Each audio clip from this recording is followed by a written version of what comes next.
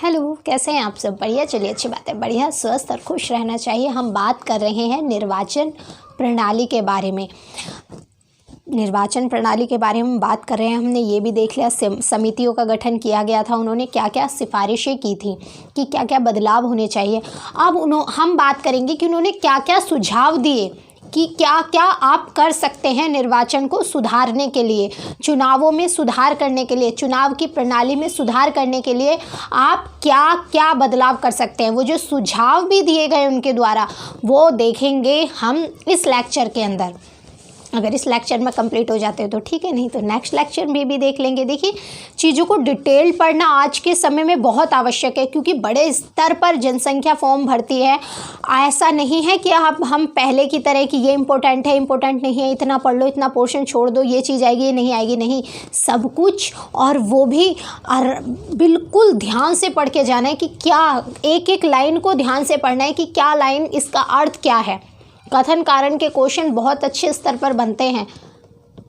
चलिए, तो आज बात करते हैं हम कि सुझाव क्या क्या दिए उन्होंने, क्या क्या रास्ते बताए कि क्या क्या करा जा सकता है निर्वाचन प्रणाली में सुधार के लिए। और एक प्रॉब्लम और आती है। एक प्रॉब्लम क्या है वो कि जब आप देखते हैं सरकार, अगर गवर्नमेंट को बहुमत मिला, लोकसभा हो या राज्य की विधानसभाओं में हो, किसी एक पार्टी को बहुमत मिल गया, तब क्या होगा, वो पार्टी सरकार बना लेगी आराम से, कोई दिक्कत नहीं होगी।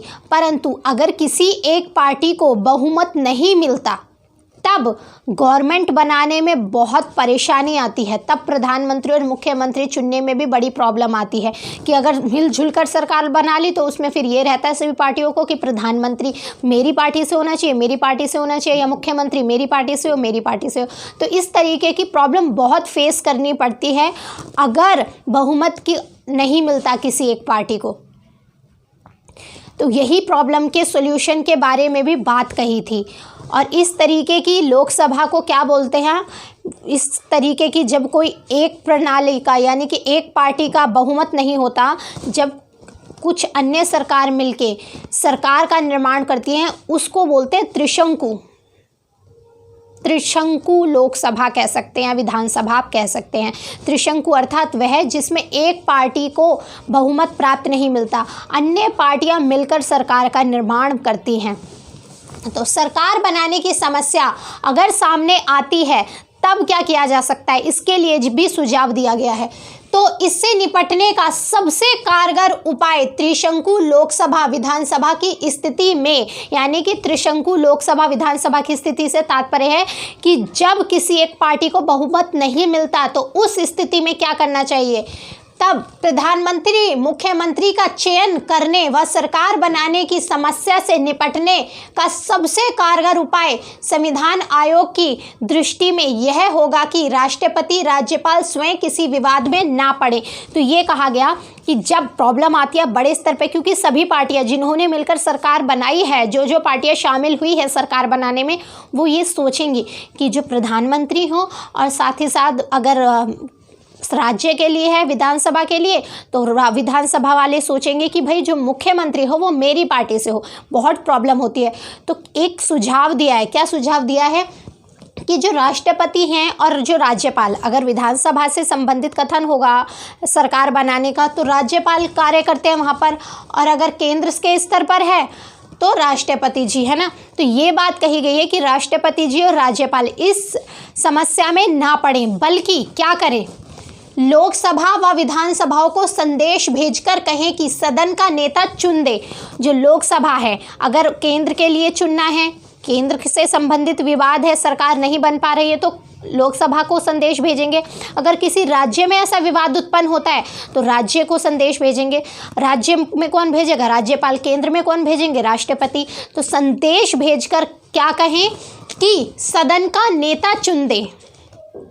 ये ना कहें कि प्रधानमंत्री और मुख्यमंत्री चुन दे, वो सिर्फ ये कहें कि सदन का नेता चुन दे। और आपको मैंने इससे पहले वाले लेक्चर जो आया, इससे पहला आपने देखा होगा, उसमें मैंने पूछा था कि नेता विपक्ष कौन है, सदन का नेता कौन है। तो सदन के नेता जो ज़्यादातर होते हैं वो प्रधानमंत्री जी होते हैं। अगर लोकसभा में बात करें तो सदन के नेता प्रधानमंत्री जी होंगे, विधानसभा में मुख्यमंत्री। तो क्या बात कही गई है कि अगर इस तरीके का प्रश्न उठता है विधानसभा में या फिर लोकसभा में, तो राज्यपाल और राष्ट्रपति जी ये कह दें, संदेश भेज दें कि आप सदन का नेता चुन लें। ठीक है, बहुत समझदारी से बात कही गई है कि ताकि ये दिक्कत ना हो, सदन का नेता चुन दे, उसको ही प्रधानमंत्री या मुख्यमंत्री नियुक्त कर दिया जाता है। फिर जो सदन का नेता चुना जाता है उसी को प्रधानमंत्री, अगर केंद्र में है तो प्रधानमंत्री चुन देंगे, और राज्य का विवाद है ये तो मुख्यमंत्री चुन दिया जाएगा उसी मेंबर को जिसको सदन का नेता बनाया जाएगा। सदन में मतदान पहले से ही हो जाएगा। क्यों? क्योंकि सदन में मतदान तो पहले से ही हो जाएगा, क्योंकि फिर अविश्वास प्रस्ताव लाने की, सरकार को साबित करने की ज़रूरत नहीं पड़ेगी कि हाँ मेरे पास बहुमत है या नहीं है। क्योंकि जब इस तरीके की सरकार बनती हैं, कुछ सरकारें मिलकर सरकार का गठन करती हैं, तो उनको विश्वास मत साबित करना पड़ता है।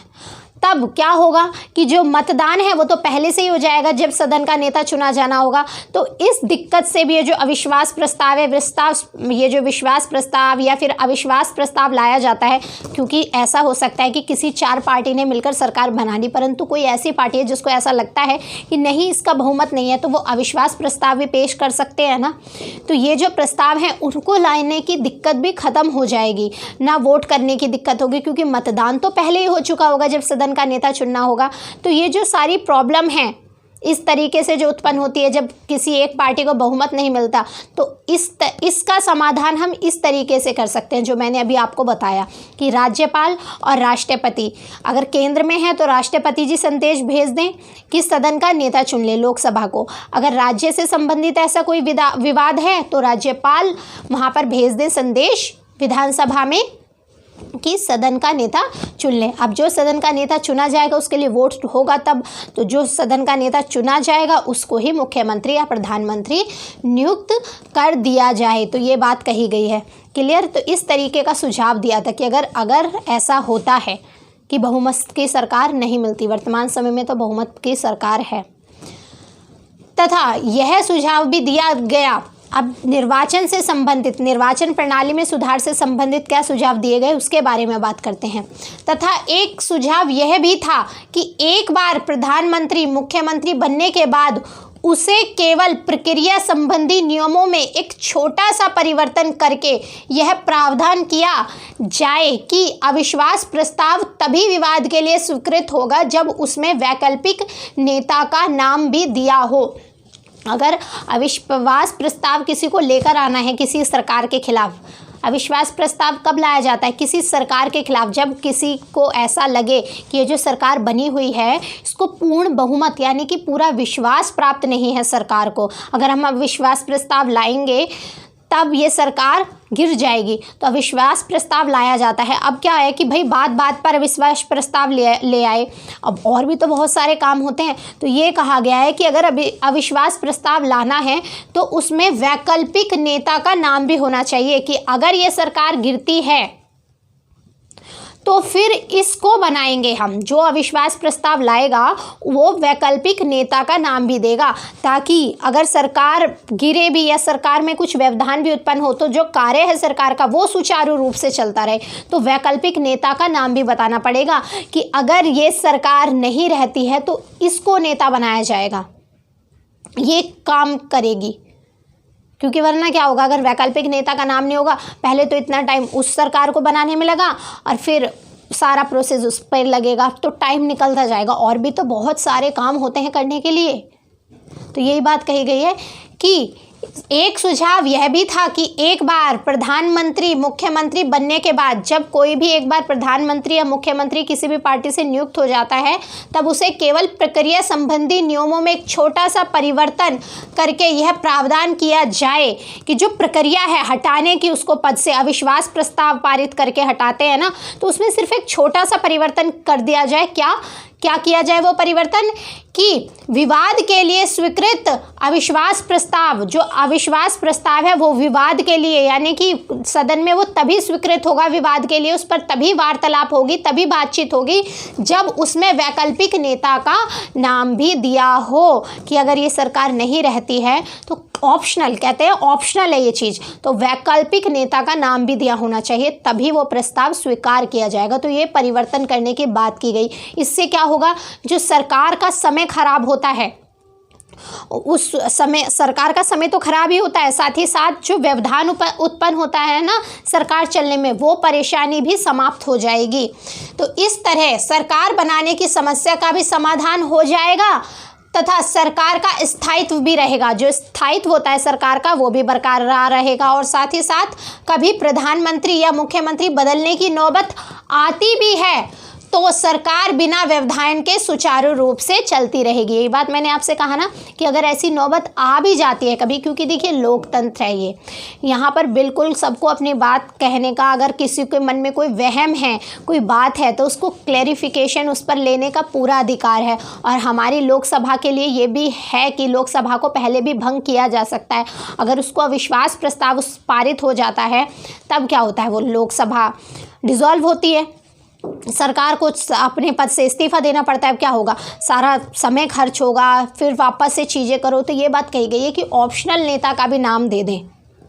इससे क्या होगा, सरकार का स्थायित्व भी बना रहेगा, सरकार अपना काम सुचारू रूप से करती रहेगी। और अगर कभी मुख्यमंत्री या प्रधानमंत्री को बदलने की नौबत आती है तो सरकार बिना किसी व्यवधान के अपना कार्य करती रहेगी। तो ये 2 सुझाव भी दिए गए थे, क्योंकि ये अभी आप देखते हैं अटल जी की सरकार में भी ये प्रॉब्लम आई थी, अविश्वास प्रस्ताव, और आता ही रहता है ये मोदी जी की गवर्नमेंट में। वैसे तो देखिए गवर्नमेंट बीजेपी की है, परंतु कहते हैं ना वो फेस है मोदी जी, तो ज़्यादातर सब यही बोलते हैं मोदी जी मोदी जी मोदी जी।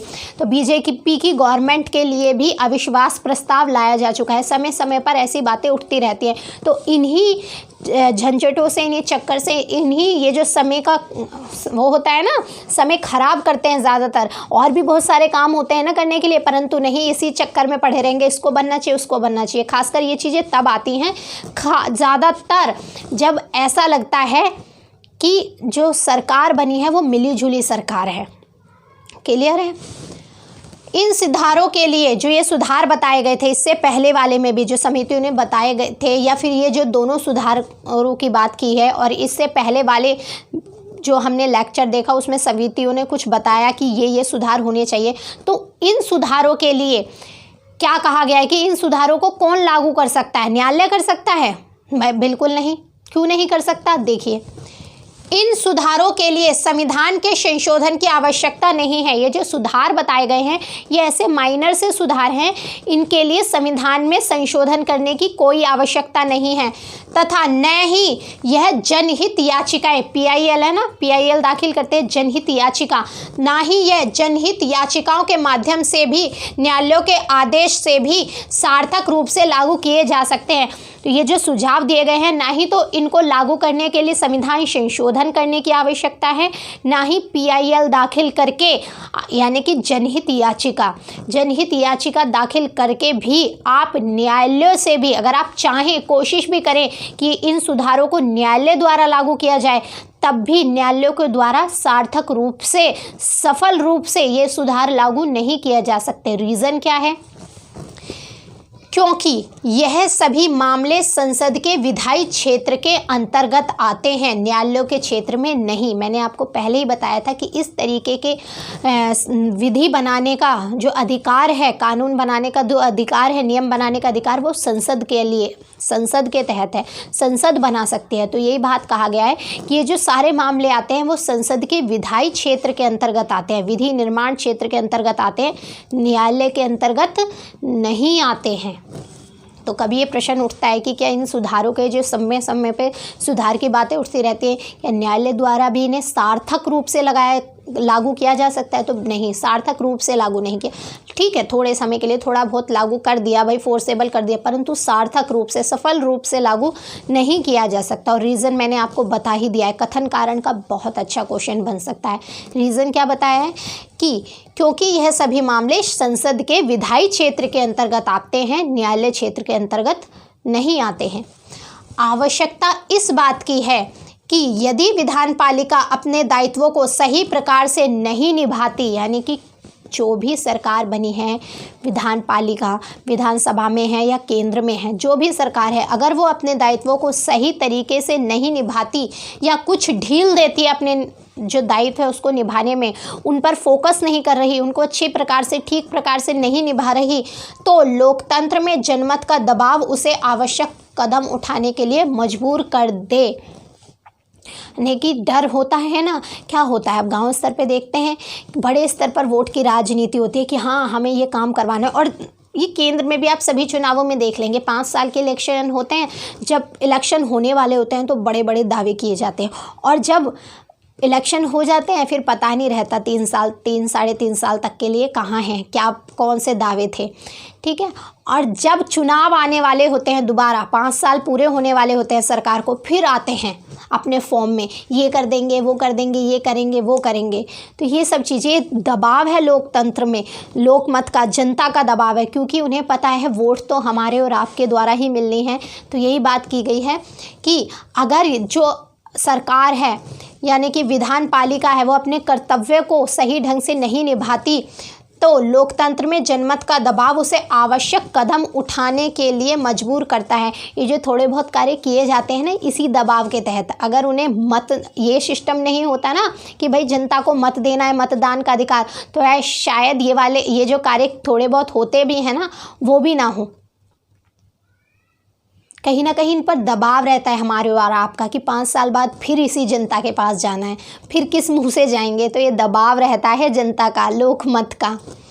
सभी कि अगर लोकतंत्र में जनता जागरूक नहीं हो तथा सभी की राजनीतिक भागीदारी सुनिश्चित न हो तो कोई विकल्प नहीं, न्यायालय भी नहीं। यानी कि ये जो निर्वाचन के तहत सुझाव दिए जा रहे हैं, बदलावों की बात की जा रही है, ये तब तक बेकार हैं अगर जनता जागरूक नहीं है। तो अगर जनता की राजनीति में भागीदारी नहीं है तो फिर इस प्रॉब्लम का कोई सॉल्यूशन नहीं कर सकता, न्यायालय भी नहीं कर सकता। ये बात कही जा रही है। क्या कहा है, देखिए कि अगर लोकतंत्र में जनता जागरूक नहीं हो तथा सभी की राजनीतिक भागीदारी सुनिश्चित न हो तो कोई विकल्प नहीं है, न्यायालय भी नहीं है, न्यायालय भी नहीं कर सकता, क्योंकि हमारे अधिकार हैं, हमें जागरूक होना पड़ेगा, हमें समझदारी होनी चाहिए कि जो सामने सरकार बनाने के लिए पार्टी खड़ी है, सदस्य आ रहे हैं, हमें किसको वोट देना है, क्या मुद्दे हैं, कहीं वो सांप्रदायिकता पे चुनाव तो नहीं लड़ ले, धर्म के नाम पर चुनाव तो नहीं लड़ रहे। ये बातें हमें ध्यान रखनी चाहिए। मैंने पहले भी आपको बताया है कि आप सबसे पहले अगर आपको बदलाव लाना है ना किसी भी सिस्टम में, किसी भी चीज़ में, किसी भी तौर तरीके में, तो सबसे पहला बदलाव आप अपने आप में लाइए, तभी आप बाकी सब में बदलाव ला सकते हैं, सिस्टम में बदलाव ला सकते हैं।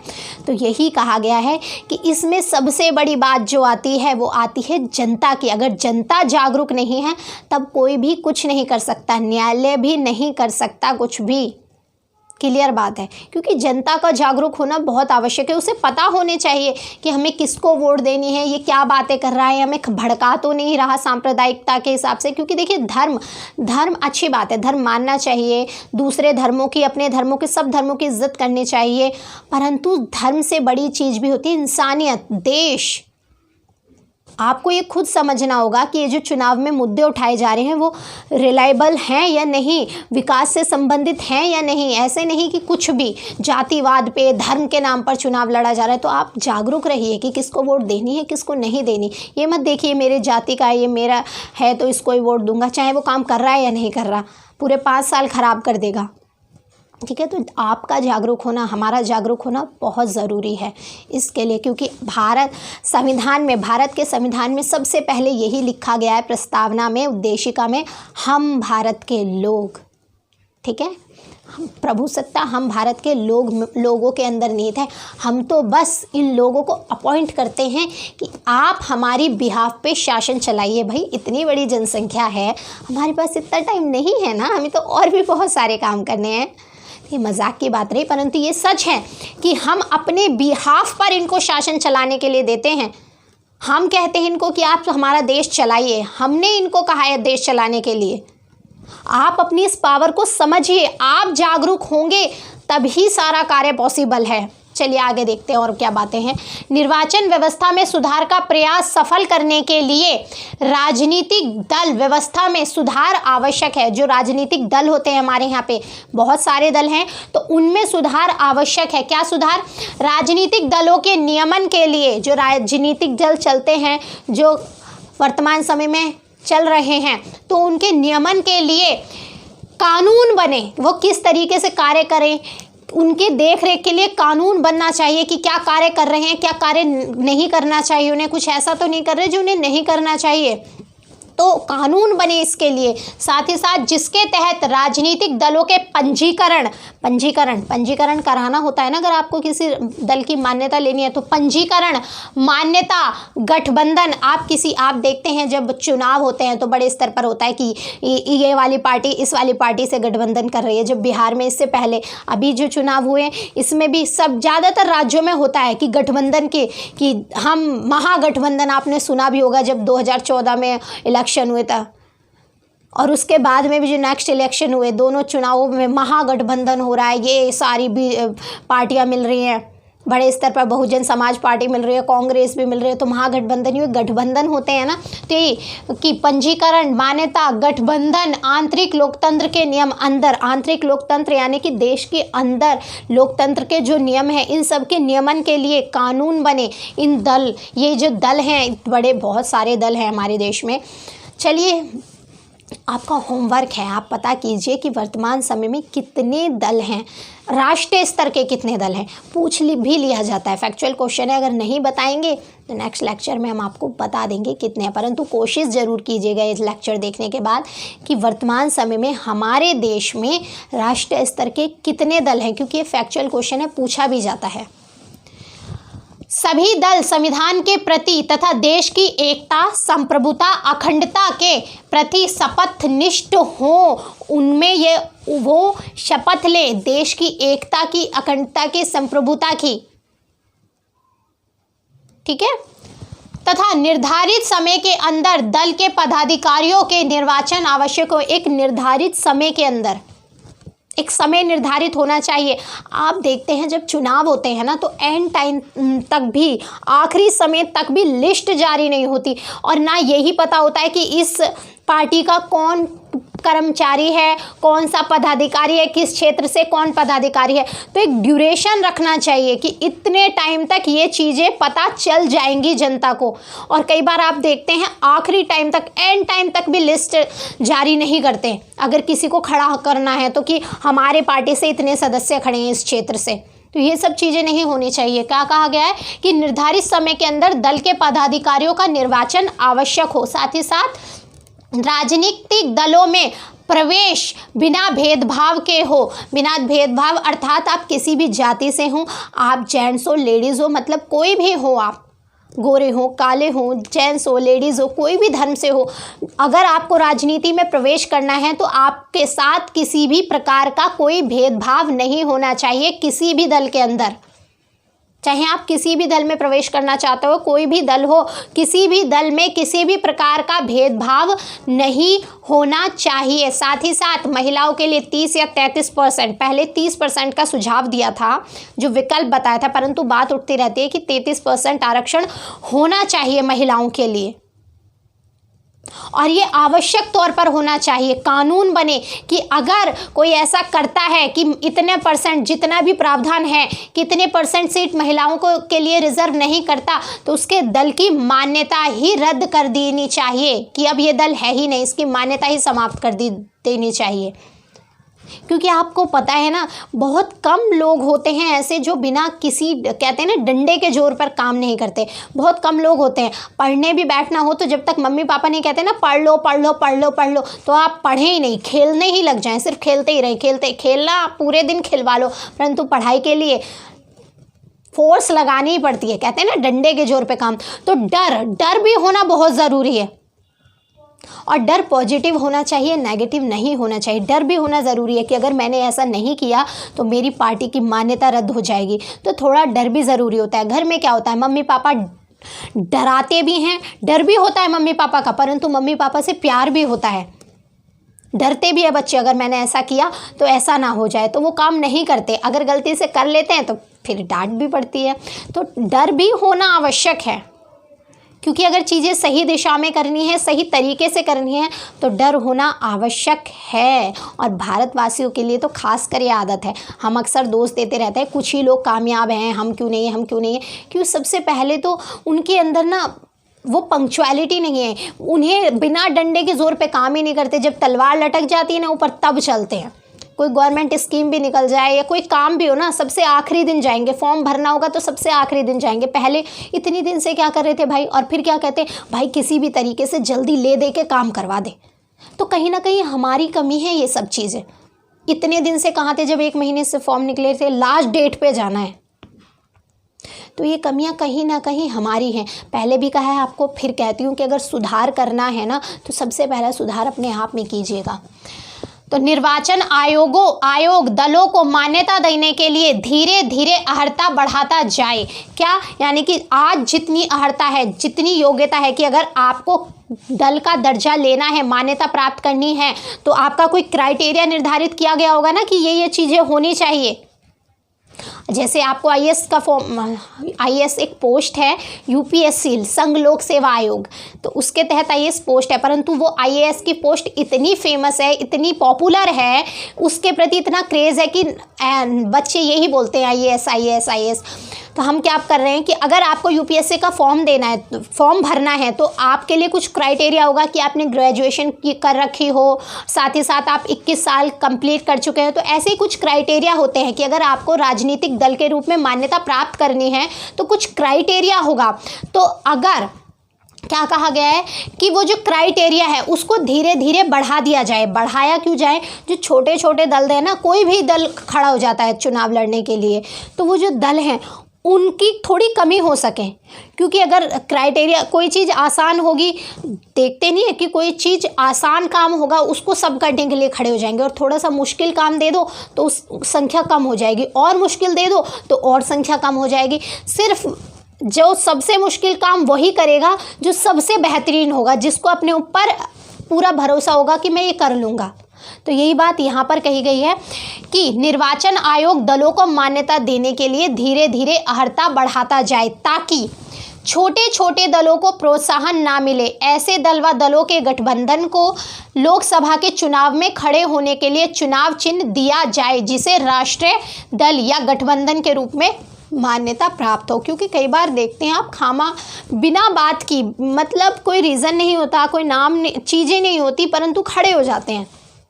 मैं ये नहीं कह रही कि भाई ऐसा नहीं होना चाहिए, सबको मौका मिलना चाहिए, परंतु एक क्राइटेरिया भी तय होना चाहिए। मैंने अभी बात कही ना कि आसान हो सब खड़े हो जाएंगे, उससे आसान काम दो थोड़ा कम होगा, उससे भारी काम दो तो थोड़े कम हो जाएंगे, और थोड़ा हैवी काम दे दो, हैवी वर्कलोड दे दो तो और कम हो जाएंगे। जो आखिर तक पहुँचेंगे, छन के पहुँचेंगे, कि जो सच में जिनके अंदर क्वालिटी होगी काम को करने की, उसको वही लोग जाएंगे आखिर तक। तो यही बात यहाँ पर की गई है कि जो फालतू की भीड़ है वो ना बढ़े। चलिए आज के लिए फिर इतना ही रखते हैं। धन्यवाद।